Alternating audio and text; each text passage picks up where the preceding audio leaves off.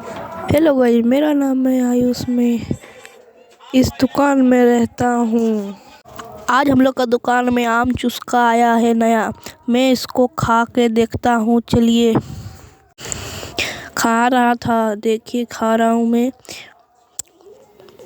तो देख सकते पूरा सट पे गिर गया है मेरा। देखिए पूरा सट पे गिर गया ये आम चुस्का। देखिए ये पूरा हाथ पे गिर गया मेरा। तो इसको मैं टेबल में रख दूंगा। टेबल में रख दिया मैं। देखिए पोंछ रहा हूँ मैं। पोंछ दिया।